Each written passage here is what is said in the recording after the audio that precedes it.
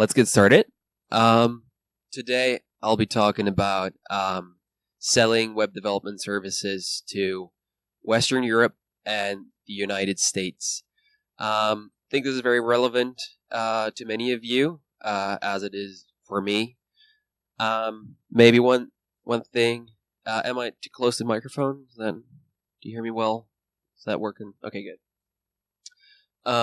My name is Victor Purolnik. I have been trying, as we all, to run an agency for a long time until finally figured it out. Actually started about 4 or 5 years ago with two friends that are here today.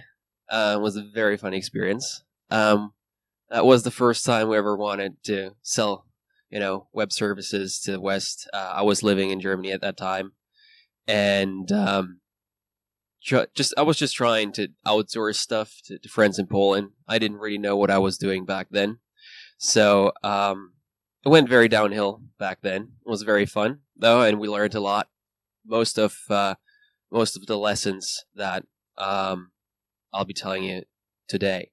After that, I went on and co-founded another agency in Lviv, Ukraine. That one went much better.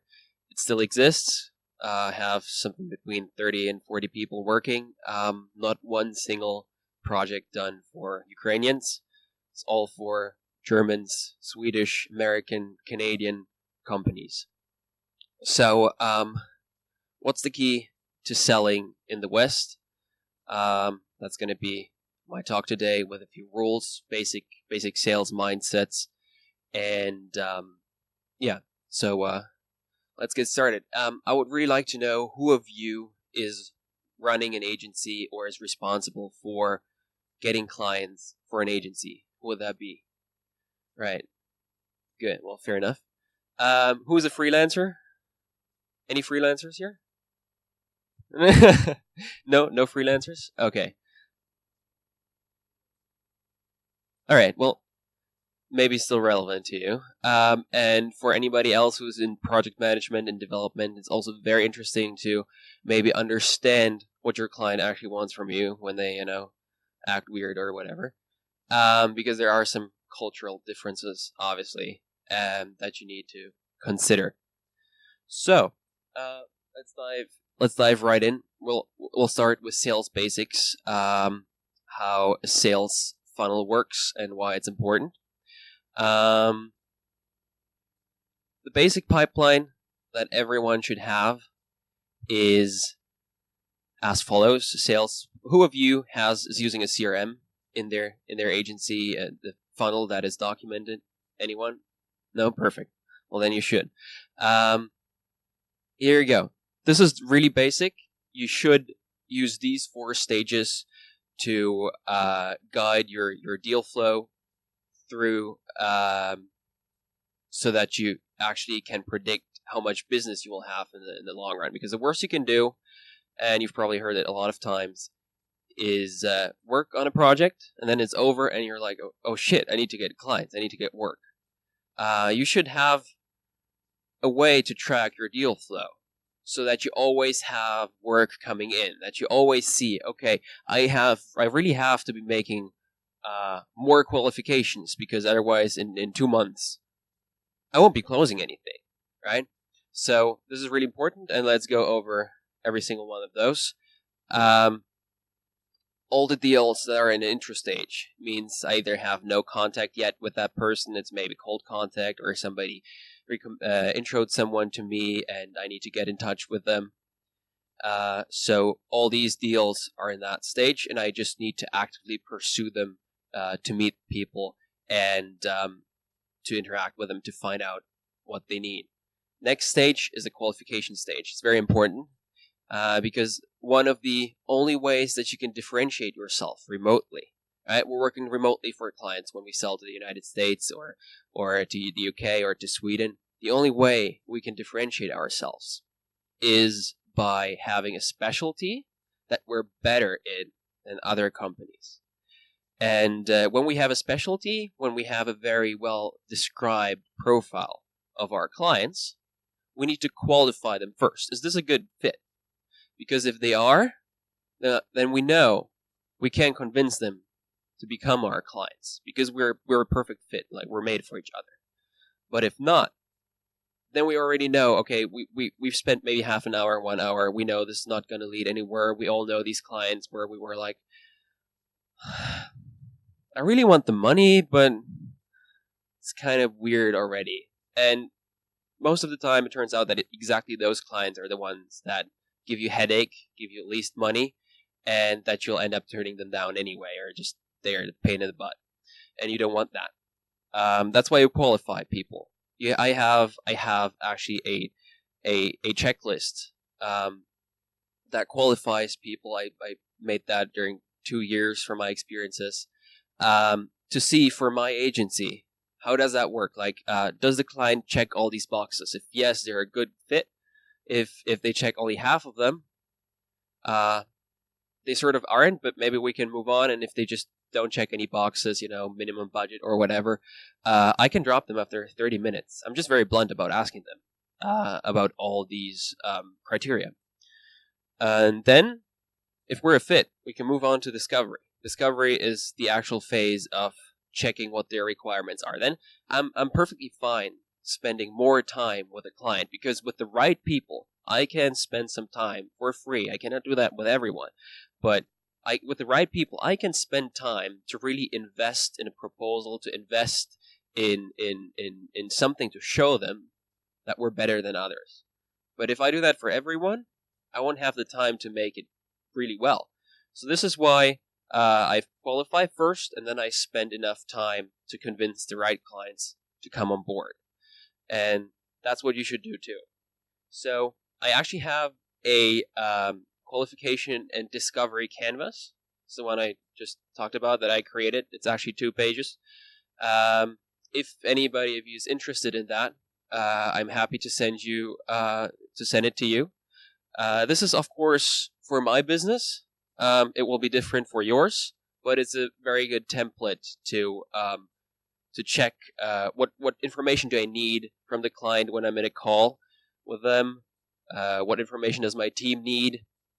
And how can I just make really sure that they're a fit? And right after that, you go to the close. The most important part, of course, when you already know what the client wants, when you know that they will actually want you have everything figured out. Then it's time to make them close the deal. And how we're going to do that, we'll see that in a second. All right, that's just a general pipeline, and I recommend you to use a CRM for that. Why? Because if you don't have a CRM, you have no idea if you're going to have clients in a month, in 2 months, in 3 months. You just won't realize, and you won't put time into your sales process. That's why it's important to use a CRM that's going to tell you, that's going to ping you every day. Look, you need to follow up those 2 people because they haven't gotten back to you. We all know these people. They're unfortunately very frequent. And you need to be consistent, and you need to keep in touch, and you need to know what you're doing next. This is actually the one thing I recommend everyone to do is get a CRM, a simple one, and stop thinking about what you have to do next. Because if you have to start thinking, you're going to procrastinate, right? If you're like, I should be doing some sales, but what should I be doing right now? Should I email Bob, or should I maybe look somewhere for new projects? I don't know. Let me work on some project, right? Then you're not going to get done with sales. Should use a CRM and create yourselves tasks, so that whenever you go in, it's Monday morning, I should be doing 15 minutes of sales a day. That's more than enough. If you do it every day, you don't have to think about it. You open the CRM. Here it says, okay, follow up Bob. Look on Forum X if there's any requests for work or whatever. And you can do that in 15 minutes without thinking. You schedule your next tasks, and you're done. And that helps a lot. If you're going to get one thing out of the talk, it's actually this. Get a CRM, create tasks and follow up on those. Which one should you use if you have really no time at all for sales? If you're alone doing that, if that's not your full-time job, get One-Page CRM. It's one of the simplest ones you can have. It actually looks like a to-do list, which is very, very good. I used to do sales in Trello, but it's not as good as you just don't have the sales specific components, which in One-Page CRM you have. It's like you just open this thing, you see you know what you got to do, you do it, schedule the next tasks, done. You can move on with your day. If you have no money, go for HubSpot. It's free. If you at least don't want to invest a couple, $10-20 a month for a proper CMS, then just go with that one. Better than you have the pipeline. You can move deals from one stage to the other, and here you see exactly buyer journey confirmed. It's kind of low, right? Like this is some weird screenshot I took from their side, so this is not our pipeline. But you see that in one stage you don't have enough leads. This means I don't know, probably in a month or two, these two deals will be in the closing stage, which means there's probably not enough to support your business. This should be consistent. You should have a lot in the first stage and then a bit less in the following, but you always should be consistent about that, because then you have a steady stream of clients and a steady stream of revenue. If you're really into sales, then I recommend Pipedrive. That's what I use. It's very simple to understand. It costs $25 per person if you use the proper one, and it's absolutely worth it.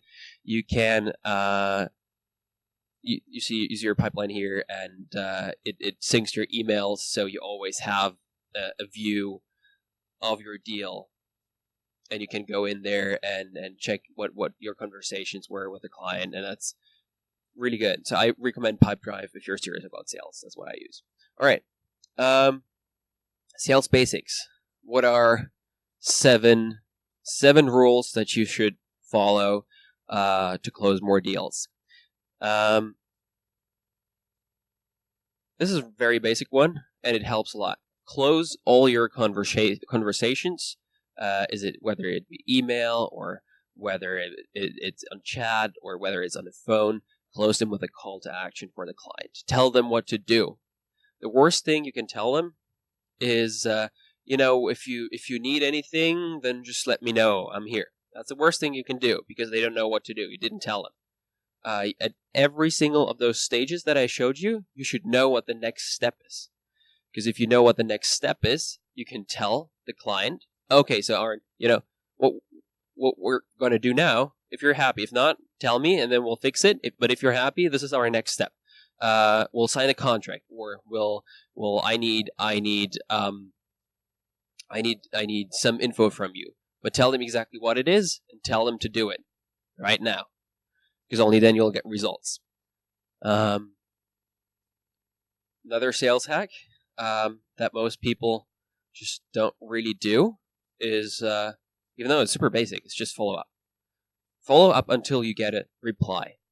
It may happen that for months you don't hear back from a lead, and that's mostly because they are busy. Because if they were not busy, and if they hated you for following up, they would really tell you. Like, they would be pissed and they would tell you. But most of them don't, because they're just busy. They just can't read your email. They have 200 emails in their inbox, and you're getting pushed down. They need to, grab coffee or have an appointment, and your email is pushed further down, so they won't ever get to it. That's why you need to follow up, so that it pops in on the top again, and they see you, they get reminded, and they will eventually reply. And sometimes it takes 2 months, and you reply every second week, and then you're like, hey, sorry, I was really busy. Let's move on with the project. I almost forgot about you. Thanks for following up. That's what you'll get. And so this is really important. Follow up until you get a reply. This one is very common. I think most of us who work with clients know that we're going to ask for a budget. Like, what's your budget? And they're like, I don't know, or I can't tell you, or something along those lines. Very frequent because they're afraid of you maxing whatever their budget is. And there's I don't get that. There's one trick that I learned from Steliefty, who is the master of sales ever, Silicon Valley sales guy. It works every time. I've not had a single time people not tell me the budget. Why? Because of this small hack. I asked them, so is your budget $1,000, $10,000, or $100,000? And, I would usually guess it should be around 10, 20, or 30. That's my guess. I'll ask them, so is your budget $1,000, $10,000, or $100,000? If you make a wide span like that, they'll be like, oh crap, no, I was more thinking like $500, right? And then you'll know right away, okay, this is not a fit. I just ask this straight out, and every single time I get a response. So they'll be like, because you don't want them to give you a specific number, that's fine. Just want to confirm the range this is in, if this is something for you. You don't actually expect them to say $100,000. I mean, you're not going to take no for an answer, right? We're going to go ahead. We're going to move on if they say $100,000, of course. Of course we will. But you just want to know that they're not in the, hundreds range. If you actually expect the total to be $100,000, then, just ask, is your budget $10,000, $100,000, or $1 million? And they will tell you. So yeah, we budgeted like 200,000 or something for it, or 100 to 200, but can't confirm now. That's fine. You just want to know the range, if this is actually worth your time. And this hack works. We also know this dude, very frequent client, just, gets a lot of proposals and then, never hear back from him. That's why I don't send out proposals. It's very easy because a proposal means I'm offering you some work. I'm telling you how I'm going to do it and what I'm going to do and what price. And if you're not going to agree to it, that means I did something wrong. So why did I do it anyway? Why did I write something down that you don't want? That's not the point of a proposal. That's why I clarify up front with the client what they actually want. I mean, this sounds so stupid, but that's what you got to do. Let's say they want a website. Okay, so I'm gonna say, okay, so here's the basic scope for the website. We discussed that. So is that what you actually want? Is that what your company needs? You're gonna say either no, and then you shouldn't have sent a proposal, but you should go back to the drawing board and clarify what the scope is. Or they're gonna say yes, and then you'll be like, okay, so let's move on then. We would charge, I don't know, $20,000 for that. Is that an acceptable price? Then either they're going to say no, at which point you'll be like either negotiating or whatever, but do it before you write a proposal because that's valuable information for you. Or they'll say, yes, that's a fair price, and then they'll say, okay, so given we agree on all the fine print and everything, I know you haven't seen the contract yet, but given that you agreed to the contract and everything, would you accept the proposal? And then they're either going to say no, and then, don't send a proposal, but figure out why. Or they say yes. And then you can go ahead. You should make a proposal. You should make an official proposal so that everyone knows what they got to do, what the price is. That's fine at this point. But better yet, write an invoice. Okay? So this is about proposals, how to avoid the situation. Of course, you're going to run into situations where people need proposals for like universities or other public vendors. Of course, that's not something you can apply here. But for most clients, most projects, you can definitely just only send proposals once you actually get a verbal agreement, and that's what I recommend you to do. Next one, we all have we can't do everything for our clients, can't decide everything for our clients. Sometimes the client needs to decide something as well. So we sent them an email. Look, actually, because this is so important, I made a small sample email. I'll show you right away. If you give client options and they have no freaking idea how to pick, you'll they either won't reply or they pick something random or they'll delay it.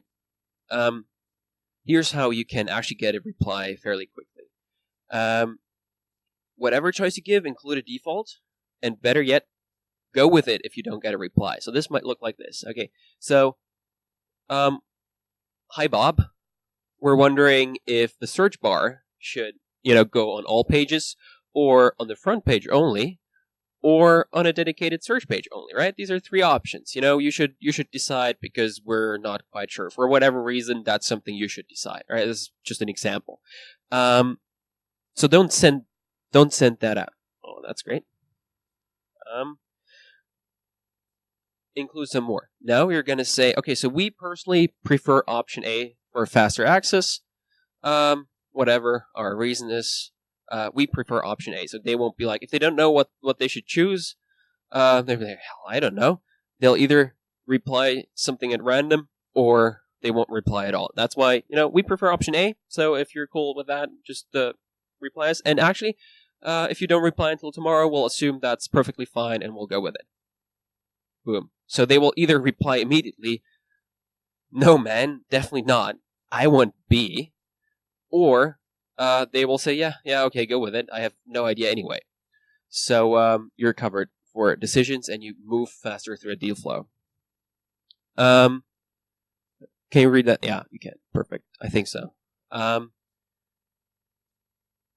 If you follow my sales rules, and if you actually know the client wants your service, you have established that what they need is what you have, then just because you're slightly more expensive than a competitor, they will not turn you down. Or at least they will tell you that it's too expensive, right? If they have an option between someone who really has a shitty portfolio, has does shitty work, but is much cheaper or slightly cheaper, they will at least tell you that what you offer is too expensive. So don't lowball in the beginning if you follow this process. Of course, if you send out wild proposals, then they don't see the value, so they might just not get back to you and take someone else. But if you are in contact with a client, if you know what you offer is something they want, then they will not just go silent on you and reject you for being too expensive. They will tell you, and then you can still decide if you want to go down. So don't be afraid to price yourselves a bit higher if you're well in touch with the client. Right. Avoid these situations at all costs. Because if a client replies like, I'll get back to you, I need to gather infos, they get distracted. They themselves will not tell their supervisors or their committee or whoever the benefits as you could.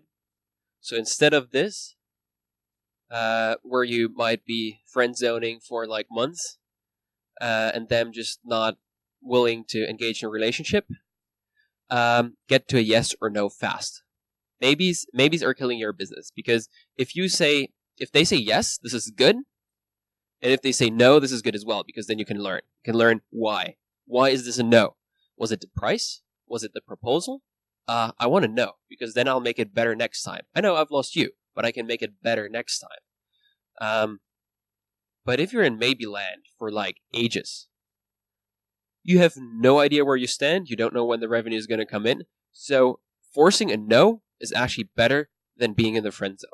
That's what you should do too, because even sometimes from a no turns into a yes after a while, but at least you knew why. Now we're gonna have a few rules on working with Westerners, especially Americans. The culture is actually slightly different, even though we all feel Western these days, and we all watch MTV and whatever. But truth is that sometimes there are awkward moments, sometimes there are awkward pauses in conversations, there are misunderstandings, and so knowing how to avoid those is very critical. And if you follow these rules, you will stand out to most other development shops that exist in Eastern Europe. Become friends. Become friends with your clients and leads. Your clients will love it. Meet them on Skype. and get to know their family, get to know their hobbies, what dog they have, and ask them about it. And that way you will bond and you will be very close, and people like working with other people that they like. So this is not about just building trust. This is about building a relationship that naturally will become a professional relationship too. Next rule. Fun is the new serious. It used to be very professional to, greet people with dear sir or madam. That used to be really, really good. I don't know, 40 years ago maybe. Today, the one who's most fun gets most deals. That's just how it is. And that kind of translates here. Experience is everything. Everything. Of course, you need to be good developers. You need to deliver the work people want. You need to deliver results. But experience is everything in service business these days. Because otherwise, people would, buy an off-the-shelf product and not use your service. Experience means how easy it is to do business with you, how much fun it is. It means what's my time anyway? I think I'm kind of running over at some point. You know what time is? So how long does that translate? So I might have to move faster here. Okay, good, perfect. So experience is everything. You need to be fun. Another really important point: do not try solving fuck ups on your own.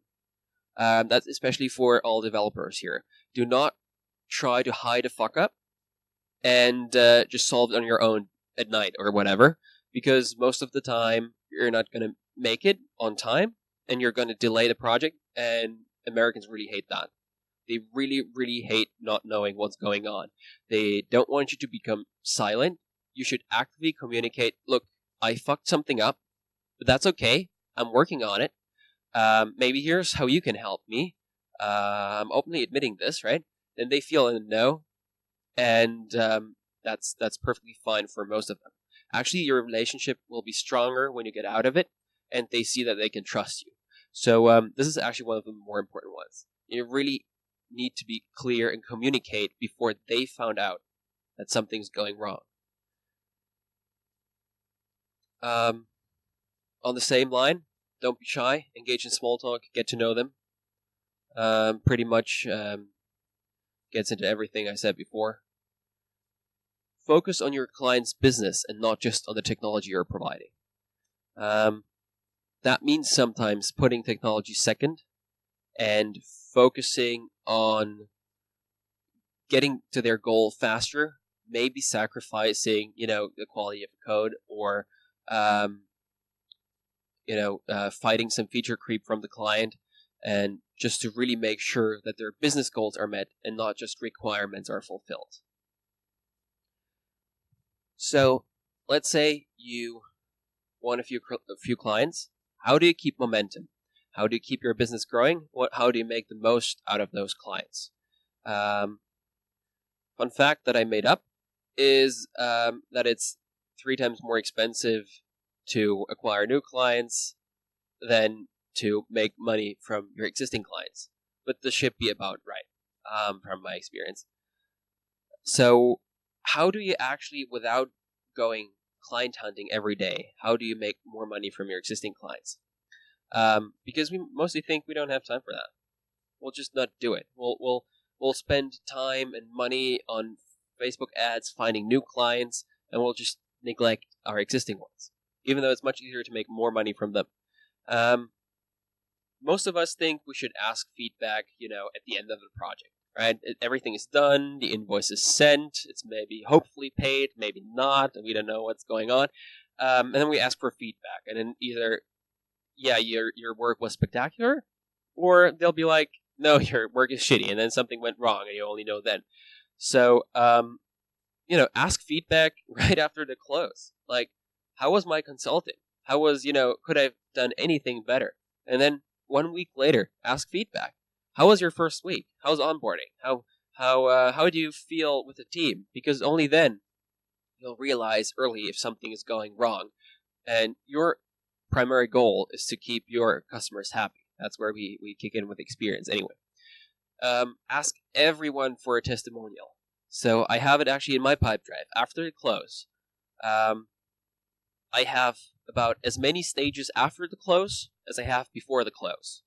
Every client who I close goes to more stages. For example, feedback and testimonial. I will just ask them for a testimonial on Facebook. And then 2 weeks later, I will ask them for a testimonial on LinkedIn. I'll just say, hey, you made this great Facebook testimonial here. I copy pasted it in for you here in this email. Just copy this, paste it on LinkedIn here. I gave you the link. Make it easy for people to give feedback. Could you please just do it on LinkedIn as well, right? And then you will get a lot of testimonials. Every single client that I have gives me testimonials because I demand that. Just how I do business. And, when you have 20, 30 testimonials that are a 5-star on Facebook, on LinkedIn, and other people will simply notice that. Ask for referrals, because most of us think referrals happen in a certain way. And Bob is really happy with our website, and they will tell Sally, my website is really doing great. And then Sally will be like, wow, who did your website? Can I get their contact too? That's what we all think happens, and it doesn't. It's more like, wow, look at my new website. It's really good, right? And Sally will be like, yeah, is it bringing you new business? And Bob will be like, yeah, it is. Like, I'm going to buy a Ferrari next week. And then they're talking about Ferraris and not you anymore. So ask for testimonials, for referrals. It's the last stage of my pipe drive funnel. I will ask everyone to intro me to one person. Not, whenever you may meet someone who happens to need something, just keep us in the back of the hat. No. You say, if there's one person who, should be glad that they meet us, who could that be? It's not like, do you know someone? Then they'll be like, no. You ask, who could that be? Because there is no as an answer for this question. And then they'll be like, yeah, let me think. Yeah, maybe I should introduce you to Sally. And that's how you get referrals. This is really cool. It works. Every 6 months, just hop on a call with your client. Any client, even clients you haven't been working with in a long time. Every 6 months, hop on a call with them and be like, so what's your strategic plan for your business in 6 months? Because actually most of the time, when they come to you, it means they figured you could help them with a specific problem. But how often does it happen that they have a problem you could help with and they don't even know? So that's why it's really important to get in touch with your clients to see what their plans for the next 6 months are. If they have any, what's their biggest challenge, and maybe you can help them with that. And there's been really big projects that came out of this because we figured we could help them. Make gifts, and I'm not saying a pen with your logo on it. That's not a gift, right? Most people think that's a gift. It's not. It's advertising, right? Don't give advertisements to your clients. Well, you can do that too, but that's not a gift. A gift is something they can use at home. Maybe an expensive knife or something. Something they can really use every day and think about you when they use it. And it should not have your logo on it, right?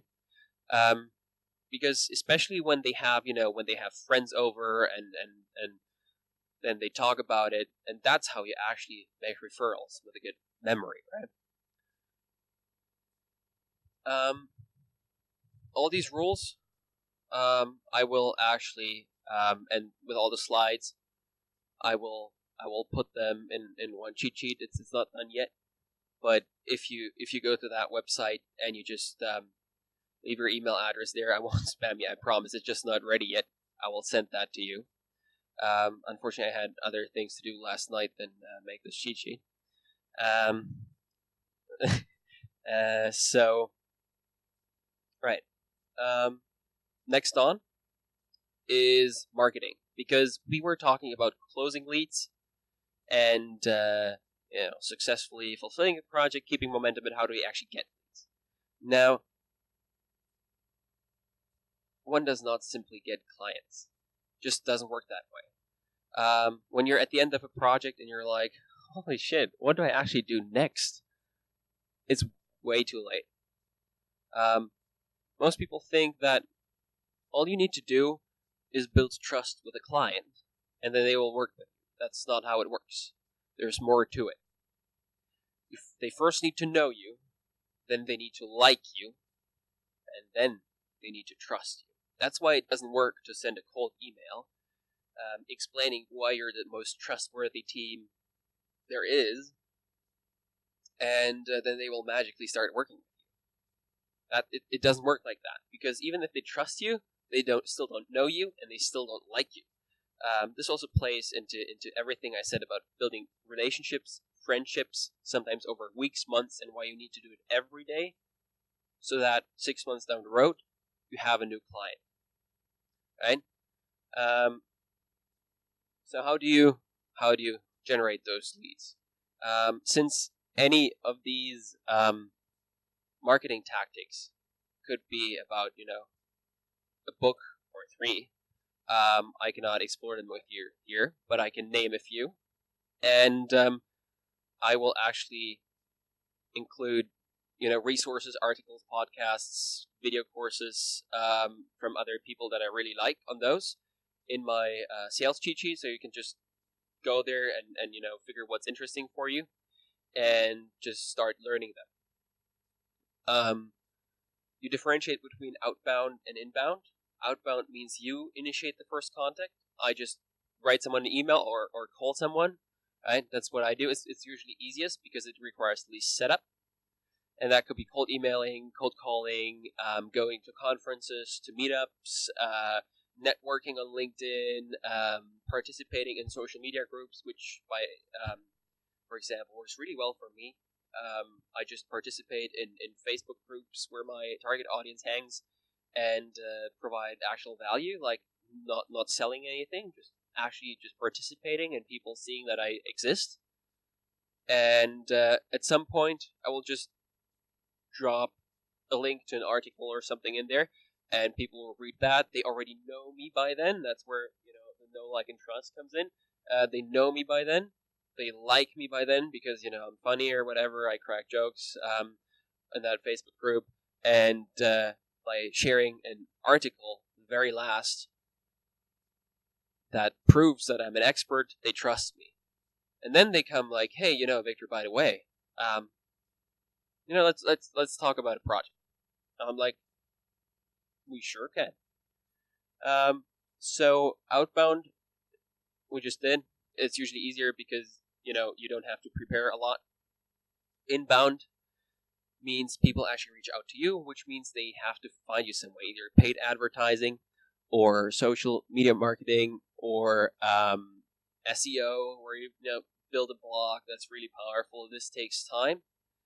But once you do it consistently, once you invest time, then people will come. But you need to know your target audience, and you need to write good stuff for them. Because if you just do web development, if that's your thing, just web development, then you don't know what to write about, and you will write about Drupal, which we did for a long time. And guess what? Nobody came because nobody wanted to know the latest modules, right?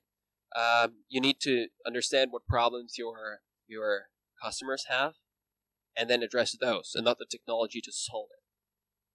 I mean, writing about the technology is good if you want to hire people, because then they will see, look, like, this is a really cool shop. They are serious about technology, so I'm gonna go work there. But it's not good for generating clients.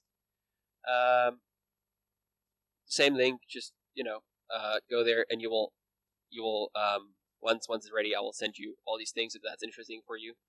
I swear, I'm just asking for email because it's not done yet. I'm not gonna spam you. I have anything to sell anyway for you. So if you're interested, if you want that, just go there and leave your email, and I will send it to you once it's done, probably next week or in 5-ish. I hope sooner. Last slide. I want you to do this one thing if you actually want more clients, because everything comes from execution, right? It doesn't mean like you don't have to be good at this, you just have to do it consistently.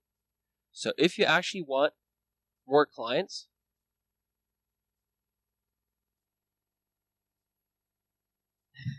sorry, but seriously, grab, pick one of the resources that I send you, something that resonates with you, either, inbound marketing, or it's going to be some article on cold calling or something. Just pick one, and only one, and do it. Doing it will change your business game. That's the only thing that actually changes something, not reading tons of articles every day. Now, actually picking one strategy and implementing it will change your business. So that's what I want you to do.